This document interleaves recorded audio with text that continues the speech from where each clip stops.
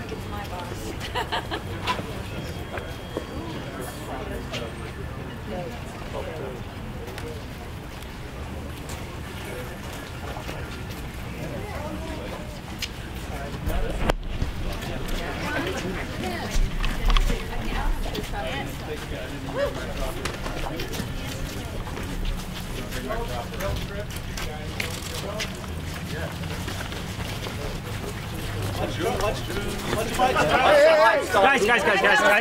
Guys. That actually looked like it was going to hurt. I got sandwiches. You got hit the heart today earlier. Here, Pop, come on up. David, come on up. Down! Hey, knucklehead. You talking to me? Yeah, he was talking. He called you a knucklehead. I heard that. Well, listen. Must know me. What we've been trying to achieve today is we're trying to bring attention to an ongoing emergency, one that's got about a 6-week timetable before the rainy season starts, and a lot of people are going to die from it. So our job right now is to try to bring attention to it. One of those ways was apparently getting arrested. I guess we're not allowed to hang out at the Sudanese embassy. I didn't know that. Did you? No, I didn't know that either. But it said welcome. You go ahead and say something. All I wanted to say is this whole Sudanese ongoing drama has scarred my son and me for a number of years since our first visit there in 2006. It continues to be an ongoing tragedy. We want to do anything we can to make sure that that tragedy ends in our lifetime. And I must say, in my case, it's not very long. So I'm hoping we're going to finish this up and get something going so that we can all of the Sudanese people go home and live out their lives in peace. If the words "never again" mean anything, it means that people of conscience have to stand up when ethnic cleansing is taking place. And this man-made famine, these attacks on civilian targets are aimed exactly at ethnic cleansing. And this extraordinarily broad range of political leaders, cultural leaders, public figures, public intellectuals, religious leaders gathered together is testimony to the fact that we won't stand idly by or silent until this issue is addressed and resolved. And it begins with getting access for food into that area before people start dying worse than they are. How severe is this crisis right now? And how quick does action need to be taken?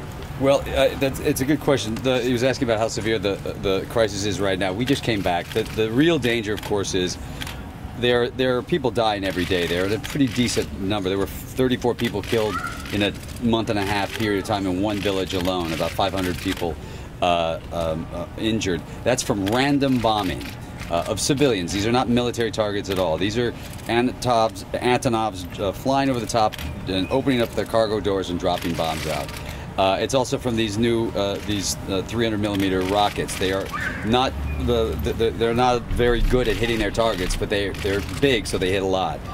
So first and foremost, there is some immediate danger of that. But what is the real looming danger is this: they're trying to choke these people out and get them to leave.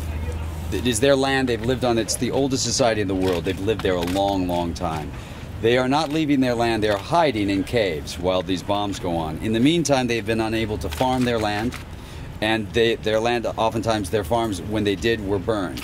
So what we're facing now is hundreds of thousands of people who are looking at the possibility of starvation because the rainy season is coming. And when the rainy season comes in 6 weeks, then even when it's time, if the government of Sudan says, okay, we'll allow aid in, it will be too late. We can't get up those roads. And anybody who's been there understands it is impossible to travel those roads.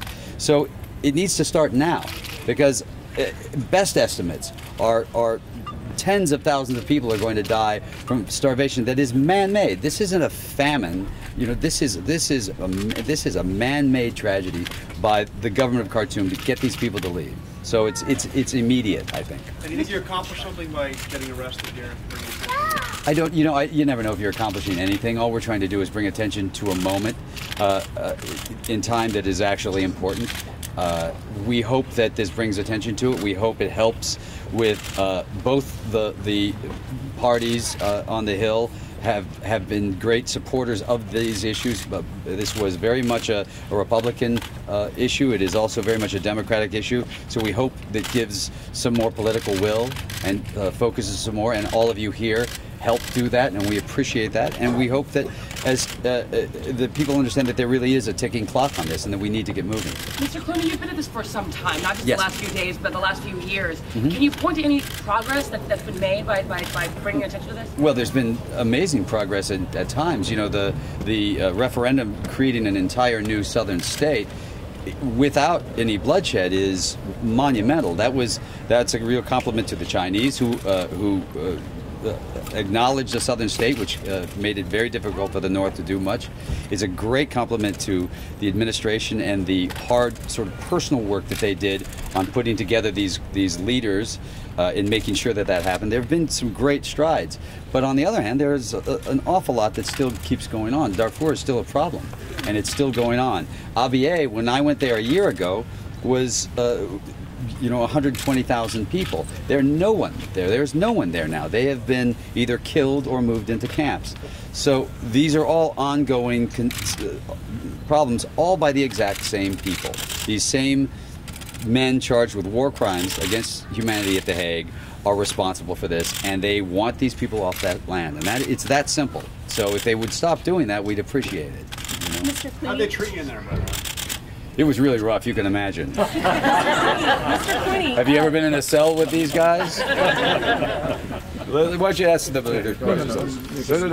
Did you pay a fine, or what happened in the end? Do what? Did you pay a fine, or what happened? Paid a fine. There was it was fun. We were all in. It looked like we were all in a cell together. It was nice. It was. Is it on your permanent record? It is on my permanent record. Wow. Is this And you know that picture's going to be all over everything. Mr. Clooney, entertainment tie-in. What does Stacy think about this? Me getting arrested, probably thrilled. And is this your first arrest ever? Or? It is my first arrest. Thanks for asking. And let's hope it's my last. Thank you guys for coming out. I really appreciate it. I'm going to get on a plane. Mr. Clooney, one shot here.